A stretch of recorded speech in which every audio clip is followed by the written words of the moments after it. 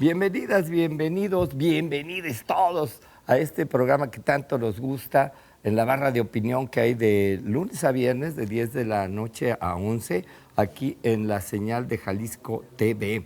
Ya saben, tenemos temas que discutir. Empezamos siempre la semana bien hablando de cultura. Hoy tenemos dos temas interesantísimos, versan sobre la arquitectura, el tequila y el coleccionismo.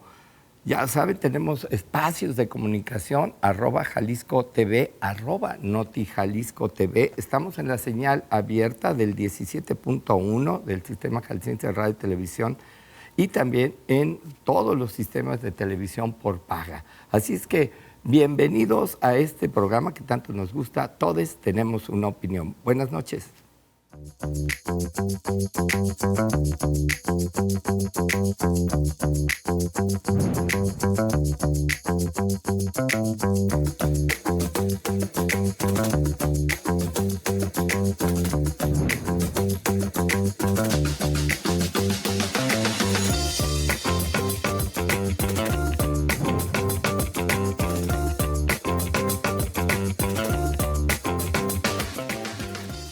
Como les decíamos, tenemos dos temas muy interesantes. Hay que disculpen por esta voz. No pude ir a los conciertos, entonces tuve que ir a cosas deleznables como a ver a esos Molotov. Entonces ahí gritamos cosas horribles. No te hagas, estabas cantando. Ahí estaba. Bueno, tenemos dos temas. Muchísimas gracias. Como siempre tenemos nuestra doctora de cabecera, Julieta Marón, nuestro rockstar, Marcelo Doñán, invitadísimos de lujo. Arquitecta Rocío Fernández Villagrán, de la Academia Mexicana de Nacional de Arquitectura. De Arquitectura. Capítulo Jalisco. Capítulo Jalisco, la arquitectura. Bueno, siempre hay una discusión entre algunos arquitectos si es una técnica funcional o es una de las bellas artes. Algunos dicen una cosa, otros dicen otra, arquitecta. Nos vamos por las bellas artes, ¿eh? Vámonos por las bellas artes. Y también nos acompaña Claudio Jiménez Vizcarra, un coleccionista empedernido, pero además autor de un libro bellísimo del cual vamos a estar hablando de hoy. Y es tequilófilo, tequilero y muchísimas cosas más. Tequilófilo es bellísimo ya eso, ¿verdad? Y bueno, pues vamos a hablar en una primera instancia de la edición 14ª de la convocatoria de la Bienal Nacional de Arquitectura. Arquitecta. Sí. Va a ser aquí en Jalisco. El título lo cambiamos. Es la primera bienal que va a ser con el nombre de Jalisco. Antes era Guadalajara. Ahora tenemos ciertas corresponsalías en distintas partes del estado o en los municipios. Entonces estamos haciéndolo mucho más grande. La idea de Lilian, que es nuestra presidenta de la Academia Nacional de Arquitectura de la Ciudad de México, del capítulo del Valle de México, ella nos decía que lo que quería era que fuéramos estados. Entonces yo creo que somos el primer estado en Jalisco y que nos vamos a llamar Jalisco, vamos a dejarnos de llamar Guadalajara, aunque seguimos con la contabilidad es la 14ª Bienal de Arquitectura. Entonces es muy interesante. Pueden participar cualquier persona, siempre y cuando tenga su obra de los 2 últimos años. Las bienales son cada 2 años. Entonces comienza el día 6 de noviembre, y termina el 26 de marzo. Están todo el mundo invitados, cordial. ¿Cuál es el propósito? El propósito es, como el lema de la Academia lo dice, conocer, reconocer y dar a conocer la arquitectura. Eso es bien interesante porque, pero todos hemos nacido en arquitectura, en nuestra casa o en un hospital, pero sabemos mucho. Entonces, por eso es una de las bellas artes también. Eso que nos dices está muy bien hecho. Oiga, arquitecta, pero es arquitectos con residencia aquí, aunque sean extranjeros, o sea, un maestro, ya dijo que todos, sí, son los proyectos hechos en Jalisco por jaliscienses, llame todo el estado, o por jaliscienses hechos fuera del estado, ¿cómo se llama? Gente que está fuera, que vive fuera, en otros países, pero que ha hecho obras en Jalisco. Entonces, esperamos en esta 14ª Bienal muchas gentes, o sea, mucha participación. Empezamos el día 6 de noviembre con una conferencia del arquitecto Augusto Quijano, que él viene de Mérida, y nos va a dar el banderazo de salida a la Bienal. Entonces, son de aquí, de noviembre, diciembre, enero, febrero, marzo, es la entrega. Y va a haber reconocimientos de medallas. Y lo más interesante es que la Bienal de Jalisco pertenece a la Red Val. Entonces, vamos a estar en Sudamérica, que es una de las sedes que nos van a dar. ¿cómo se llama? Entonces, para entrar a la red ¿cómo es? Red de Latinoamérica, está interesante porque cualquiera de los que gane, pues puede ir. En la academia tenemos gente que son eméritos, que son de número, que son honorarios, y el Ateneo que está ligado con nosotros. El Ateneo son los jóvenes que van saliendo de la escuela, pero tienen grandes talentos entre ellos, entonces hay que recibirlos, porque tanto aprendemos de la gente joven como de la gente grande. Vamos a suponer que Dios nos da del 0 al 10 de inteligencia, y pongan ustedes que a nosotros nos da un 6 y al otro, uno de mis alumnos le da otro 6, es un 12, ¿quién nos gana? Claro. ¿Se puede hablar de evolución de la arquitectura? Claro, mira, yo creo que todos hemos nacido y crecido en arquitectura, entonces tenemos un modo de saber lo que queremos. Nosotros somos unos prestadores de servicios, hay que entender eso también. Entonces, yo no le puedo decir a un cliente, escoge este color o esta casa.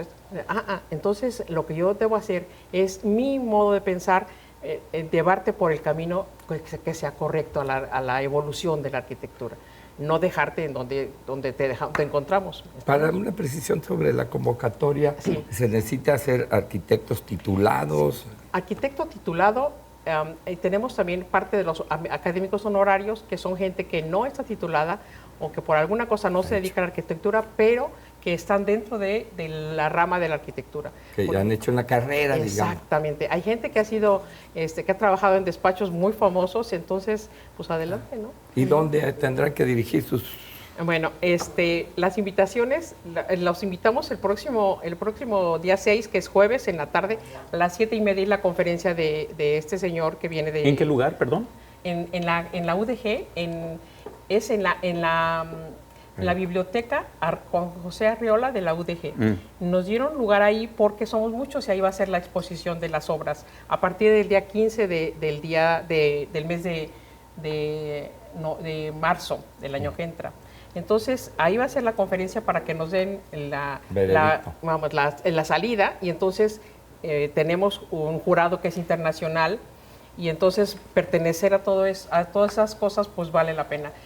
La convocatoria está para todos, hecha para toda la gente, siempre y cuando, lo repito, sean 2 años que hayan tenido, una obra que quieran enseñar. ¿Pero qué es lo que entra a concurso? ¿La obra que cada quien quiera? Ajá, ahí tenemos distintas categorías, por ejemplo, casas menores a 250 metros, casas de más de 250 metros, casas de interés social, edificios, cosas, medicina, etcétera, etcétera, y también y también la parte pública, que se me hace muy interesante, entra con nosotros. Un puente. Sí. También. Claro. Todo. Entonces está muy interesante, por ejemplo, la rehabilitación de la Sixto Orcón en Tequila entró a una de las bienales, o sea, está muy interesante, porque cualquiera que haya hecho arquitectura en cualquier lugar es bienvenido. Claro. Es que tenemos que mostrarla. ¿Está abierta la convocatoria? Está abierta la convocatoria, nada más nos dicen a quiénes, y con mucho gusto. Juan José, como que le quieres preguntar a la arquitecta, algo te pica. Bueno, a ver, era muy interesante esto que escuchaba, que dice que son jaliscienses, que han hecho, arquitectos jaliscienses que han hecho obra en otra parte, en otros lugares. ¿Ha ocurrido ya esa premiación en algún otro momento? Sí. Bueno, o el concurso. El concurso, sí. Es la primera vez que se va a llamar que va a llamar de Jalisco, pero realmente entra de toda la República gente que ha hecho cosas en Jalisco. Entonces ahí, por ejemplo, este señor que viene de Augusto Quijano, que viene de Mérida, ha hecho cosas en Puerto Vallarta, etcétera. Entonces esperemos que bueno, sí, no porque leí al nombre de Andrés Casillas, que desde luego ha hecho su obra, nació aquí le cortaron el ombligo, pero ha hecho su carrera en otros ámbitos, especialmente en Ciudad de México. Te voy a decir una cosa, es la 14ª Bienal y lleva el nombre, entre 14ª Bienal de Jalisco, y lleva el nombre de Andrés Casillas, Arquitectura en Voz Baja. Está dedicada a él, y le vamos a hacer un homenaje antes de la entrega de premios. Tenemos conferencias de gente que tiene paneles y mesas redondas precisamente de Andrés Casillas. y es una gente muy valiosa porque ahora sí que en vida, hermano, en vida. Entonces él es, Sí, claro. de los grandes que vive Sí. todavía. ¿Hay arquitectos jaliscienses que hayan hecho obra fuera de México? Sí, y fuera de México, Yo los sí. desconozco, ¿sí? Juan Carlos no ha hecho obras fuera de México, en Sudamérica, en ¿Algún Centroamérica, ejemplo? etcétera, etcétera. Uno de los lugares que ¿cómo se llama? De teléfonos que te contestan, ¿cómo se llama? Call center. Call center en Sudamérica. Hay muchísima gente que ha hecho cosas fuera, e incluso en los jurados hay gente que viene de España porque han hecho cosas de aquí de México, de Guadalajara, de Jalisco, en España. Entonces, gente bien interesante.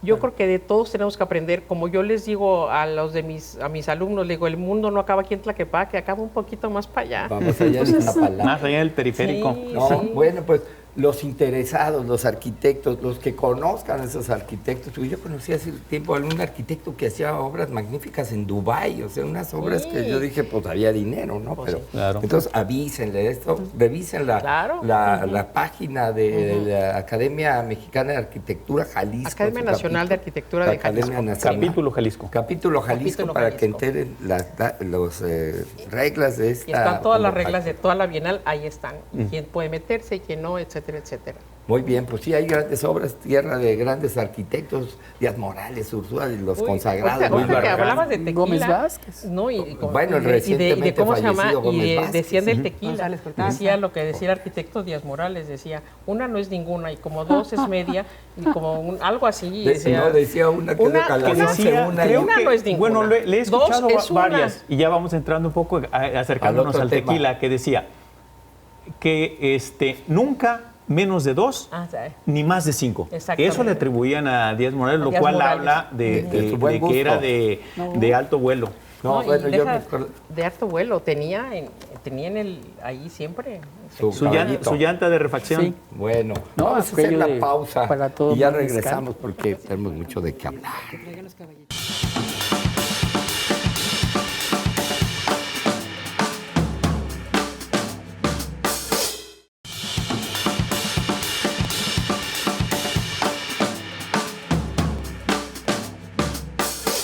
Ya regresamos a todos, tenemos una opinión. ¿Con qué temazo ese de la Bienal? Las Bienales son interesantes, tenemos la de Venecia, la de Sao Paulo. Bueno, ya han hecho muchas más Bienal de arte y de otras cosas.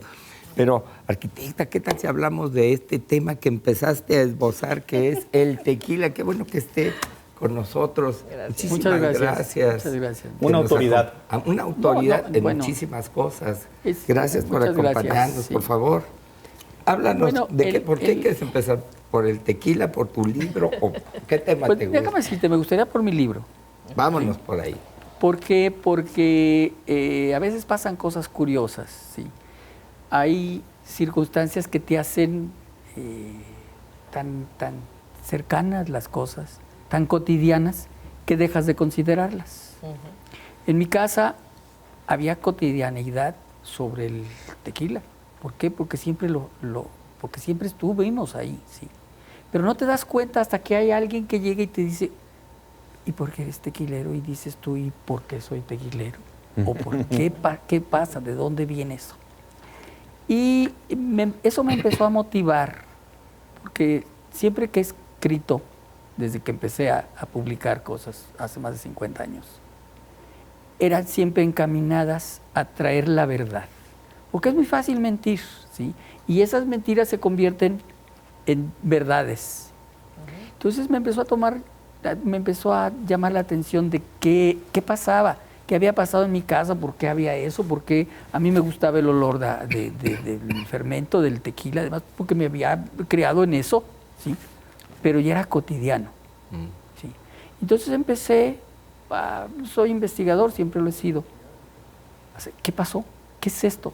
Y pues empecé a desmistificar y a plantear verdades. Siempre me ha gustado eso. La verdad es lo importante. ¿Por qué?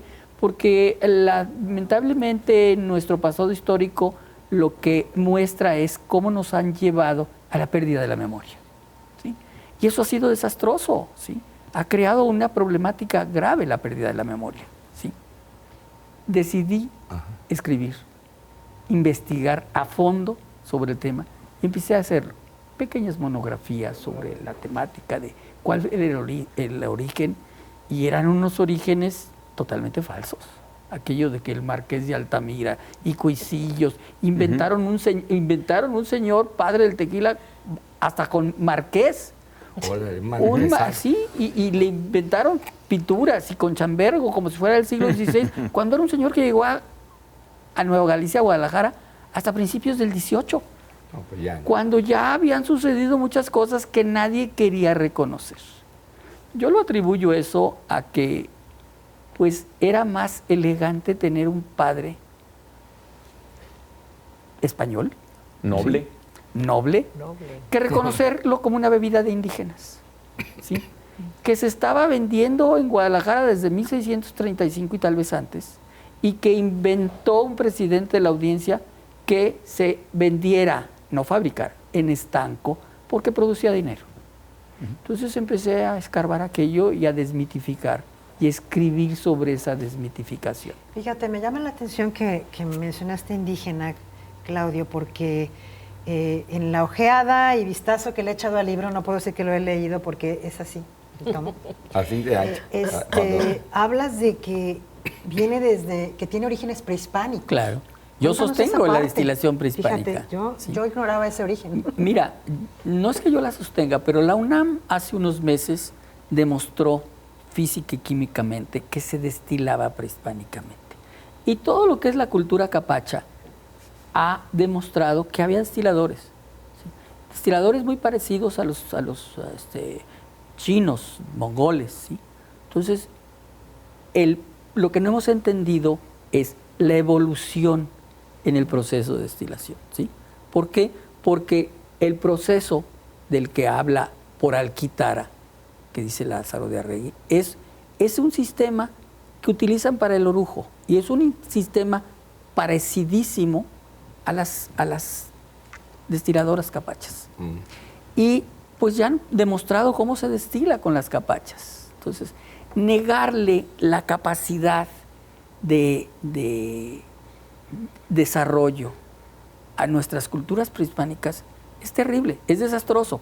Se ha perseguido la pérdida de la memoria, la pérdida de la religión, la pérdida del lenguaje, la pérdida del lugar. ¿Por qué?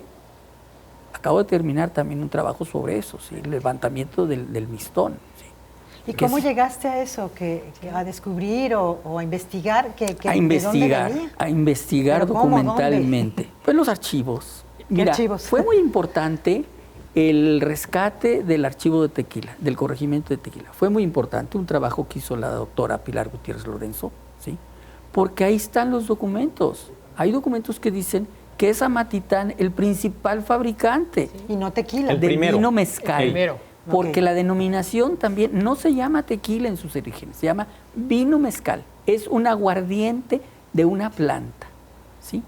Que en Nueva Galicia no estuvo prohibido nunca, estuvo prohibido en Nueva España, porque son dos jurisdicciones de gobierno diferentes. Una cosa es Nueva Galicia y otra cosa es Nueva España, con dos sistemas de gobierno. Aquí en Nueva Galicia no estuvo prohibido nunca. Antes bien, se pusieron los estancos y generaron un montón de dinero, ¿sí? Guadalajara, cuando el doctor Canseco permitió que se comercializara en estanco, recibía de lo que se llamaba propios ingresos 300 pesos al año.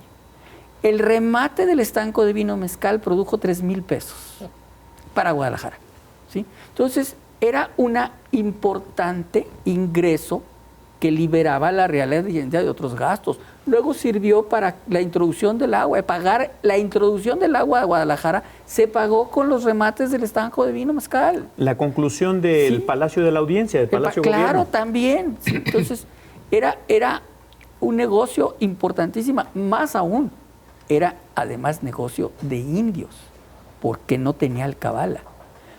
Cuando el visitador Gálvez, a mediados del 18, ve aquello, dice, a ver, ¿qué es esto? Pide, el obispo de Valladolid se opone a que se comercialice porque pues, se perdían las almas, vinos, bueno. Mandan una investigación sobre todo el tema y le piden su opinión al rey. el rey dice, pues qué bien el obispo, pero hágase lo que el virrey decida. Y el virrey Croix dice que se queden las cosas como están, pero hay algo muy importante, crean un impuesto de producción. Es el primer impuesto de producción sobre un producto de América. Es un impuesto que le llaman derecho de cribas. Cobraban medio peso por cada criba puesta a fermentar. Entonces empezó a haber otro ingreso muy importante para Hacienda. Entonces se van dando cuenta de eso, que es un producto que genera riqueza. En una región en donde no hay nada más que eso, ciruelas y no sé, zapotes, que además mangos, que además interactúa, el mezcal interactúa perfectamente con aquella ecología. Claudio, y sin agua. Se han escrito, han corrido la tinta a lo loco sobre el tema del tequila, pero no se había abordado entonces desde este punto histórico, legal, estábamos alrededor. Comodidades del tiempo, ¿sí? Entonces yo decidí escribir qué es lo que había, cómo se había originado y qué es lo que había generado el paisaje agavero. El paisaje agavero no se dio de pronto, es el producto de unos grupos sociales que se dedican a tener una materia prima para lo que estaban fabricando y se crea una agroindustria importantísima. Entonces, ¿qué era? ¿Cómo había que ligar a estas personas que ahora son tan importantes, maestros tequilero y catadores y no sé qué, con un pasado que había generado lo que ahora ellos pueden ser y presumir? ¿Sí? ¿Quiénes habían estado ahí? Y me dediqué a rescatarlos. ¿Por qué? Porque yo creo que cada vez que traes a la memoria a alguien del pasado, lo revives. Y son unos grupos familiares que pusieron todo su esfuerzo en eso, que eso era tan importante mundialmente. Oye, esa leyenda, lo que sea de ahí de la barranca de Achío, ahí en Amatitán, que hay esa es cierta. Mira, es una cosa muy curiosa. Los indios de Amatitán, sí, mis antepasados, por parte de mi padre, sí, llegaron a ser fiadores ante la Real Hacienda, llegaron a tener armas y están felicitados o reconocidos como a finales del 18, como la principal fábrica de vino mezcal. Pero toda la comunidad, porque todos tenían sus mezcalitos y todos tenían sus destiladorcitos, los juntaban y los mandaban a vender a Guadalajara. Entonces, eso es impresionante. Eso es algo de tomarse en cuenta. Sí. Esa es la cuna. Ahí. No hay un documento que demuestre que sea otro, porque las otras comunidades no tienen eso. Y todos, no hay otra particularidad, los indios iban a casar con españolas.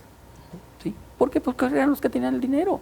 Y hacían unas fiestazas, están los documentos ahí en donde se quejan que la Virgen de Amatitán iba a invitar a la de Majavi y la traían y... ¿Qué es eso? Dinero. ¿Y en dónde se volteó, digamos, la tortilla? Déjame decirte qué pasa. Amatitán es un pueblo de indios, parte del corregimiento de Tequila. La central administrativa estaba en Tequila, pero hay otra particularidad. A partir del decreto 2 de 1825, desaparecen las comunidades indígenas y hay que repartir sus tierras. Entonces, el asentamiento de Tequila como centro administrativo adquiere mucho más presencia. La comercialización y la siembra de caña que habían tenido durante mediados del 17 desaparece para establecer fábricas de vino mezcal a lo largo de la Tiscua. Bueno, vamos a aprovechar este momento. ¿Es tequilera, arquitecto? Sí, ¿sabes qué? Que la arquitectura tiene mucho que ver con el tequila. Simplemente las ollas mezcaleras, nosotros las tenemos y las hacían en Tlaquepaque, ahora ya, entonces ya no las hacen, pero nosotros las tenemos añejadas para que les llueva y se manche. Para las casas es parte de la decoración. Por ahí hay una olla que todavía nosotros conservamos del tiempo de mi bisabuelo, está por ahí la fotografía. Son hermosas, unas cántaras, son muy bonitas, cubiertas con baqueta para protegerlas. Bueno, vamos a aprovechar esta pausa para retomar la cosa sabrosa que está haciendo brotar de este tequila recién salido del alambique. Ya regresamos.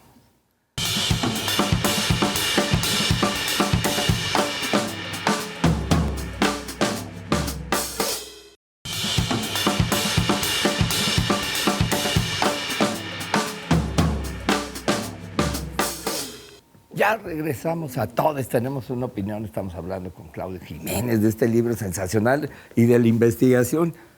Caray, qué cosa, tanta cosa que se ha dicho. Julieta, tú tienes ansias de preguntar. Fíjate que comentaba de lo grueso del tomo y que además vienen otros, ahora nos platicas, que es una investigación exhaustiva totalmente. Y yo sé que inclusive investigaste fuera de México. Sí, cuéntanos esa parte y también de lo que hablabas, incluyes árboles genealógicos. Sí, claro. ¿Qué papel juegan y por qué incluiste tanto árbol genealógico? Las dos cosas. Porque no podía haber paisaje agavero sin que hubiera habido personas que hubieran participado. Lo que yo hice es que están incluidos todos esos nombres. Tiene índices mi libro, porque si no sería absurdo manejarlo. ¿Sí? Mostrarle al mundo cómo habían puesto aquellas familias su esfuerzo para generar lo que hoy es el paisaje agavero y esta industria maravillosa, porque en realidad es un aguardiente de agave que se hace. Para hacer tequila tiene que ser con el agave azul, si no, no. Pero tú puedes hacerlo, el bacanora y todos otros destilados, los mezcales, son aguardientes con otras variedades que se conocían desde tiempo atrás. Hay un famoso maestro de farmacia, Lázaro Pérez, que hace una descripción de las variedades, ¿sí? Pero llega un momento en que se determina que el tequila, para llamarse tal, es solamente la de agave azul. Pero el nombre genérico histórico es vino mezcal, ¿sí? Pero siempre se usó exclusivamente en los orígenes o lo que encontraban. Vino mezcal. Pero digo, el agave azul. Mira, o lo que hallaban. No, lo que hallaban. Tú encuentras inventarios de sembradíos a mediados del 19 o antes, con otras variedades, chato, mano larga, cigüín. El asunto es beneficio. Es más rápido en su sazón. La planta no es que madure, es que sazona. ¿Sí? Pues, Entonces, eso te demuestra dos cosas. Primero, que no es que haya llegado un señor español y dijo, ay, ahí, mañana hacemos tequila con esto. No, porque necesita un desarrollo. La planta, para poder ser usada, necesita ser desquiotada, porque si no el quiote se lleva los azúcares. ¿Sí? Y entonces esperar a que sazone, porque si madura se pierde. ¿Sí? Entonces, eso te lleva a que estas culturas tenían un amplio conocimiento de la agricultura, que desarrollan la planta para poder utilizarla en y para, ¿sí? Porque si no, no se puede. Luego, ¿qué sucede? Que entonces aquello de que, es que son todos chichimecas. A ver, espérame, las etnias del occidente tienen una determinación. Chichimeca es una comodidad. ¿Cómo? Todos estos salvajes, desnudos, nómadas. No es cierto. ¿Sí? Pues sí, Eso, claro, es otra mentira. Acabo de terminar otro libro sobre el levantamiento del Mixtón, que se llama El Habla y Tlatol del Diablo. El levantamiento se habla por una prédica de Tezcatlipoca. Y estás hablando de Tezcatlipoca antes de que Saúl hable de Tezcatlipoca. Y lo estás haciendo en el occidente. Y lo dicen. Y les exige Tezcatlipoca volver a él, quitándose el bautismo, bañándose con tinta negra. Y entonces empiezas a darte una serie de explicaciones de que por qué nos han contado todas esas falacias. Ponte a investigar. ¿Qué es lo que yo hice? Entonces, ¿qué tengo con esos árboles genealógicos? Es el libro, el texto, el estudio de análisis completo. ¿Sí? Pretendo hacer 4 tomos. Este es el primero. Te digo. No he terminado el segundo sobre el desarrollo de las tierras y la participación de todas aquellas familias, que hay que reconocer el trabajo, la actividad y las pérdidas y ganancias a lo largo del tiempo. ¿Sí? Es interesantísimo. Sí, oye, Juan José, tú eres también tequilófilo. Bueno, yo sí. De hueso. Yo estoy convencido de reposado blanco. que el tequila, incluso antes de tener el gusto de conocer a Claudio y admirarlo, de que el tequila es el mejor aperitivo de la Vía Láctea. Y que esto que dice Díaz Morales, pues tiene razón, en ese sentido de que una no es ninguna. Bueno, creo que con yo no le he leído todavía, he leído algunos de los folletos que había publicado Claudio y yo ya tenía la convicción de algo que le leí en algún momento a Jean Meillet, que decía que la historia nunca acaba de hacerse. Porque siempre aparecen otras cosas, aparecen otros datos, aparece también una visión distinta. Y desde luego, a ver, ¿qué ha ocurrido con el tequila? Pues que se ha hecho, diríamos, muy importante, se ha prestigiado, está considerado una de las esencias nacionales, populares, al lado de la charrería, al lado del mariachi, pero que desde luego tiene una historia propia que muchos se disputan.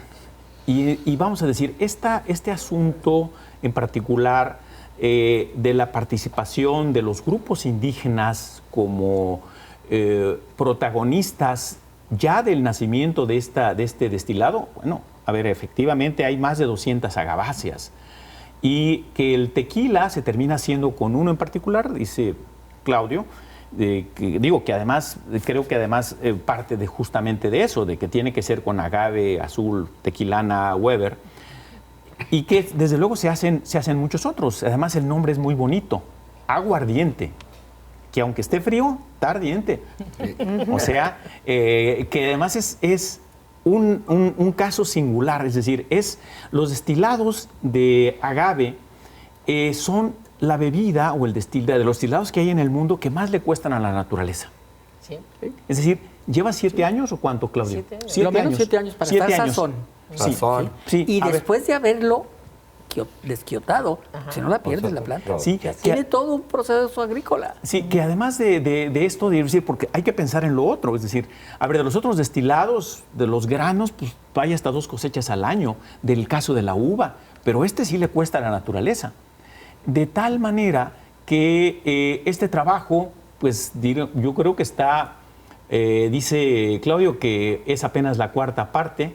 Además tiene una tarea allí casi de enciclopedia, que es un trabajo para cíclopes, que además de decir, crearle una historia desmitificada, porque es muy fácil estarle inventando cosas, un prestigio que además no necesita, o como se diría en Guadalajara, que no ocupa el tequila, es decir, que se defiende solo, pero que tiene, diríamos, efectivamente una serie de orígenes pues, que hemos ido conociendo poco a poco.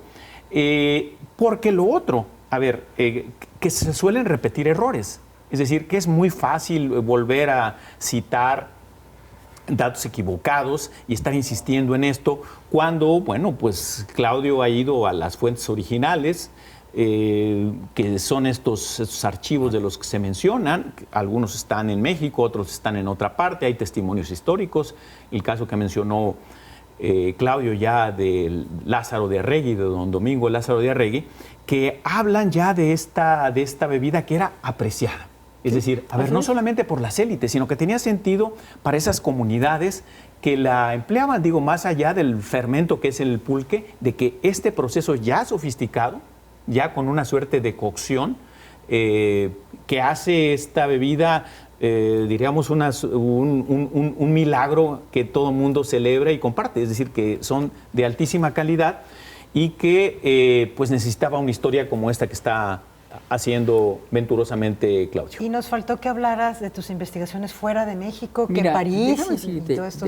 He ido a muchos lugares. ¿Por qué? Porque soy curioso, soy investigador. O sea, me gusta tener la plataforma, ¿sí? Sí me llamó mucho la atención, por ejemplo, el registro que hizo Weber en París, ¿sí? De la planta. Me llamó mucho la atención. ¿Por qué? Porque... ¿En qué año fue eso, Claudio? En principios del siglo XX. Porque León Diguet habla de ello, sí, pero el que hace el registro es Weber. Luego, otra cosa que me llamó mucho la atención es esto que te digo, de la investigación que hizo a petición del visitador Gálvez, el más importante abogado de su tiempo, Ventura Beleña. Hizo toda una investigación que está en Indias, ¿sí? En donde hace una relatoría completa, porque además esto se genera por una visita que le hacen a uno de los presidentes de la audiencia, a Pedro Fernández Baeza.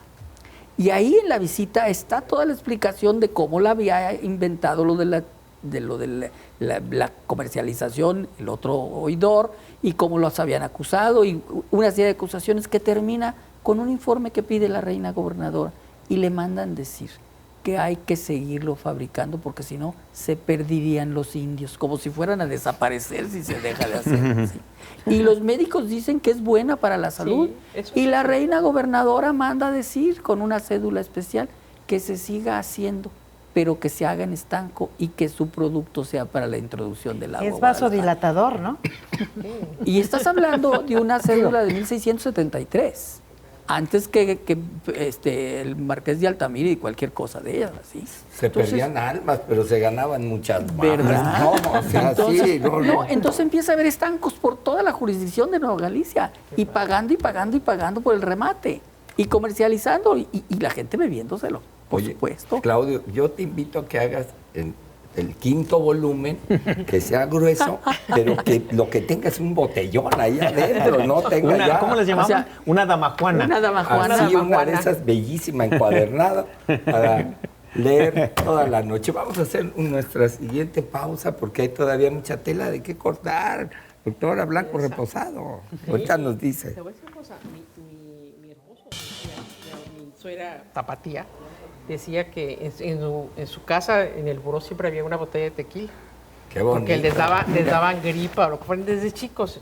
Qué bella costumbre. Mira, tonificante. Tonificante. Y ellos le quitaban toda ¿cómo se llama? Ardor de la garganta. Y Claudio, ¿no traes una pachita? Para todo mal. Y fíjate que dejaron de usarse las pachitas. Y era maravilloso. A nosotros, yo tengo ahí traigo, aforita de un cuarto, aquí. Claro. Qué bueno.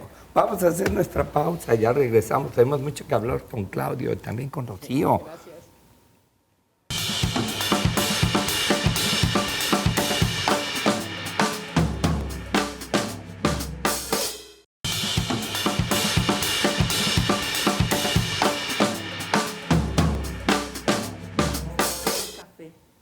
Ya regresamos a todos, tenemos una opinión. Está tan bueno el tema que nos quedamos aquí charlando con Claudio, Rocío, Julieta. Tequilero ya ni me acuerdo. Yo no mucho, no, pero no, en general pero no. Digo que no. Algún defecto deberías de tener. Pero nunca le hago el feo. Sí, y me gusta el mezcal mucho también. Sí, ese sí me son gusta. sabores diferentes. Sí. ¿Qué tanto te has encontrado en tu investigación con la politización en el tema? Mucha. Mucha. ¿Por qué? Porque hubo durante un periodo en que, mira, por ejemplo, el doctor Muría hizo una investigación muy interesante. ¿Sí? José María Muría. Sí, es amigo mío desde hace años. ¿Sí? Y él es uno de los impulsores de inicio de lo que yo hice. Y no les gustó, porque estaba empezando a decir cosas que no les estaba gustando. ¿Pero qué no les puede gustar? La falta de historia. ¿Por qué? Porque seguimos pensando en un marqués, por favor, español, venido expresamente a decir, hágase tequila con esos agavitos que tengo en mi hacienda de Huisillos. O sea, poco conveniente. No había mezcales en Huisillos, ¿sí? Entonces, una serie de circunstancias curiosas, ¿sí?, llevadas a cabo y que concluye con el esfuerzo y la obtención del paisaje agavero, también fue una cosa de politización. ¿Por qué? Porque en las propiedades que nosotros tenemos todavía en Amatitán, históricas de mis antepasados, están los vestigios más antiguos de una fábrica de destilación, ¿sí? Entonces, lo importante de la declaratoria es la participación de la humanidad en eso. Sí, es una actividad del ser humano, ¿sí? ¿Quién sembró esto? Ahora, ¿por qué lo sembró? Porque era un negocio para todos. Sé que no es parte de tu libro, pero no puedo evitarlo porque estamos hablando del tequila, que es una bebida, se supone, 100% agave, pero ¿qué tanto te has enfrentado con la adulteración? No, mira, yo no me he enfrentado en la adulteración. Lo que pasa es que está permitido utilizar otros azúcares y entonces ya no es un 100%. Pero eso, ¿en qué momento pasó, verdad? Que se utilizaron otros azúcares. ¿Por escasez del agave?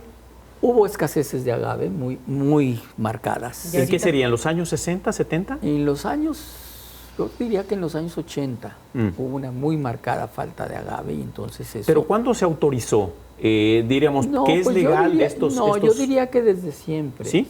Sí. Sí, lo que pasa es que en la norma ya había como un poco de cachondeo mucho antes de los 30, 20, y entonces dijimos, pues hay que irle dando forma. ¿Y por qué la falta de agave? ¿Qué pasaba? Pues porque, ¿O por el clima o qué? No, a ver, piensa No sé. lo que tarda en sazonar una 7 planta, años. ¿sí? Entonces, y para que tú tengas verdaderamente convertido en una agroindustria, tú necesitas tener en ciclo, ¿sí? Claro. Porque te acabas el de este año y viene el del siguiente y tienes que estar en ciclo ¿Qué es sembrando. la denominación de origen, Claudio? Eso es. La denominación de origen es la determinación de que un producto está ligado a una materia prima y una región. Sí, eso Tal ya cual. es mucho más reciente. Sí, mucho Y, más. y eso conlleva a que pueden hacer la bebida, más no le pueden llamar tequila Así en es. otro país, en otro lugar. Sí, en un si lugar. no, Ay, se oye buenísimo. y tiene una determinación geográfica. ¿Dónde sí se puede y 5 dónde no? estados. Pero Bueno, entonces piensa en eso. No es fácil Claro. conservar los ciclos. Es que de pronto dejas de vender. Claro. ¿O qué? Sí. Ahora, recordemos que el paisaje agavero ya es patrimonio de la humanidad. ¿no? Es Sí, patrimonio sí. de la humanidad. Pero sí. tendrá Y que- tiene una jurisdicción perfecta, reconocida, ¿sí? Sí, y alrededor de Amatitán principalmente. Pero es- No de tequila, eso es importante también. Mira, vuelvo a lo mismo. La presencia de Amatitán como comunidad indígena es muy curiosa. ¿Por qué? Porque cuando el gobernador de la audiencia, Canseco, les reconoce, le piden que les reconozca sus tierras y les dicen, es porque hemos estado aquí desde nuestra gentilidad. ¿Sí? Entonces, les da el sitio de estancia para ganado mayor, 1.700 hectáreas. Pero al final, en 1810, 1811, la comunidad de indígenas de Tequila tiene 11.000 hectáreas. O sea, no las ha perdido, las sigue conservando, las sigue en común. Es un caso excepcional y solamente por fabricar vino mezcal. ¿Sí? O sea, es un generador de riqueza. El volcán de Tequila genera unas ecologías muy curiosas. Hacia el Valle de Ameca, fértil. Hacia este lado no, es piedra. Sí. No, ni siquiera ganado. ¿Sí? O sea, no, es algo muy de considerarse. Además hay otra cosa muy curiosa. Los modelos son diferentes en Amatitán que en Tequila. ¿En qué sentido? De forma de vida. Sigue Ok. siendo una comunidad. Tú como arquitecta podrás darte cuenta que Tequila tiene un jaquelado. Perfecto. Amatitán es concéntrico. La plaza de Amatitán está a espaldas del templo y era el mercado. Yo quisiera que Claudio nos hablara, digo, ahora sí que lo del paisaje agavero. Antes de la pandemia, a mí me tocó hacer un viaje por el Istmo y pasar por la Sierra Juárez, en Oaxaca, y ver otro paisaje agavero. Cantidad de campos, en este caso de laderas, de agave azul Tejilana Weber. Y verlo luego también en los altos. Es decir, que el éxito del tequila ha llegado a tal extremo que lo que se cultiva acá no es suficiente para producir esta cantidad de tequila, sobre todo que se exporta. Es que no fue suficiente a partir de la primera mitad del 19. Entonces es el tema de uno de los tomos, la expansión alrededor de Amatitán. Porque a la hora que se crea el permiso para que ya se haga en toda Nueva Galicia y se impone el impuesto de cribas, se empiezan a sembrar, a expandir. ¿Sí? Entonces todos están ya interesados en fabricar y en sembrar. Entonces necesitan tierras por otras partes. ¿Y en qué momento se van a los altos? ¿Se encuentran? Mira, a los situación? altos se van prácticamente a finales del 19 y principios del 20, ¿sí? Sí, ¿verdad? Porque Sí. no es antes, pero Y- sus características. Pero déjame decirte algo, que es algo que es cierto. ¿Sí? En este libro que te estoy diciendo sobre el levantamiento del Mistón, es muy interesante por ser sobre una testimonial que provoca el virrey Mendoza para dar cuentas de sus actividades. Y tiene que dar cuentas de qué pasó en la guerra de Mistón, porque está acusado de genocidio. En Coina hizo una masacre espantosa, no quedó a nadie en ¿En Coina. dónde, perdón? En Coina. Ah, ¿Sí? Y pues esa acusación de qué pasa, ¿sí? hay una testimonial muy interesante de un sujeto de apellido Delgadillo que dice que habiendo llegado a Tlaltenango, se los encontró Zacatecas, bailando y bebiendo vino de unas tinajas. ¿Sí? Entonces, y luego el otro de los testigos muy importantes, que es el señor de el Sandoval Acacitli, dice que y les destruimos sus magueyes, sus mezquites. Para que hayan durado toda una mañana destruyendo sus magueyes, sus mezquites, dices tú, pues de qué tamaño era el potrero. Pero además hay un informe muy interesante de un miembro de la audiencia, ¿sí? El doctor Santiago del Riego, que dice que le propone a Felipe II que les prohíba sembrar magueyes a los indios. Propone una ordenanza de prohibiciones, que no siempre magueyes, que porque allí en aquellos lugares tienen donde lo fabrican y se emborrachan.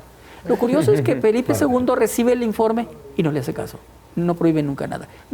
O sea, no era de su interés definitivamente, pero eso permitió que las cosas siguieran. Entonces, tú te empiezas a dar cuenta que en la fabricación de ese aguardiente, que no sabremos tal vez nunca cómo se llama, porque lo bautizan vino mezcal, era constante, en un territorio más amplio del que pensamos. ¿Con qué variedades? Pues por las que tenían al alcance, pero que destilaban, yo sí lo sostengo. Pero ahora la UNAM lo demostró científicamente, pues peleense con la UNAM, ¿verdad? Que el tequila, que el destilado de agave es una creación prehispánica. Sí, claro. Exacto, eso pero ya. yo quisiera preguntar, porque esto no podemos quedarse con la duda, este libro, este primer tomo, ¿dónde se consigue? ¿Cómo le hacen? En cualquier libreriano. No, déjame decirte una cosa. Porque ya me pica las manos. Todo lo que yo escribo hay dos posibilidades. Lo regalo, ¿sí? A mí lo que me interesa es que la gente lo lea, ¿sí? Y segundo, lo tengo, todo está subido a la red. Todas mis obras, sí. Pero en el caso de si quieres un ejemplar físico, lo puedes obtener en la Benemérita Sociedad de Geografía y Estadística. A la cual pertenece. Claro. Arquitecta, vas a ir por Está padrísimo, claro, ya lo apunté. La Benemérita Sociedad de Geografía y Estadística te del vas Estado. a abonar para los 4 y el Claro, 5º sí, volumen. sí. Importante mencionar que es una edición totalmente independiente. Sí. Ah, sí. La de Ah, Claudio sí, mira, solo déjame hizo decirte, absolutamente todo. yo no me gusta que me editen, pues que lo firme el que lo editó, ¿verdad? Es algo tan importante el tequila, que desde luego sí hay una parte mítica que diríamos que es presumible, que es la que ha hecho el cine mexicano. Es decir, de las primeras películas sonoras en México, que fue allá en el Rancho Grande, de Fernando de Fuentes, aparece el personaje que hace Chaflán con un barril. Bueno, tú la proyectaste en el momento que estabas allí al frente de esas transmisiones vespertinas de cine mexicano. Y que desde luego ya se lo tomó cuando llegaron ganadores, que a partir de ahí el cine mexicano insistió como carta de presentación en el mundo como esta bebida. Es decir, no la charanda, no otra serie de bebidas y destilados que hay en el país. El tequila en particular, que se terminó convirtiendo en una de las señas de identidad de la mexicanidad en este ámbito, también en el cancionero popular, no solamente con José Alfredo, sino con muchos otros. Pero también es importante, aparte de esta visión fotogénica, mítica, una histórica. Es decir, no hay ninguna contradicción. Es decir, hay algo que se debe conocer la historia con hechos constatables, demostrables, documentables, y creo que esa es la aportación que está haciendo venturosamente, insisto, Claudio, que además pues es un talento versátil, un tapatío presumible, porque tiene un gusto muy remarcado y no de ahora, por las artes visuales, al tal grado de que ahí se ha gastado sus domingos desde hace muchísimo tiempo y me temo que se los seguirá gastando. Otro día lo vamos a invitar para que trate de esta faceta. ¿Vamos? Ya nos vamos. Y está haciendo una investigación de Tlacaelel, después platicas de eso. No, vamos a volver a convocar. De Tenamastli. De Tenamastli. Tenamastli, sí, sí. El mistol. Oye, Rocío, muchísimas gracias. Insistir, vayan, inscríbanse en la Bienal. Busquen en la red. Muchas gracias. Gracias, Claudio. Gracias, Rocío.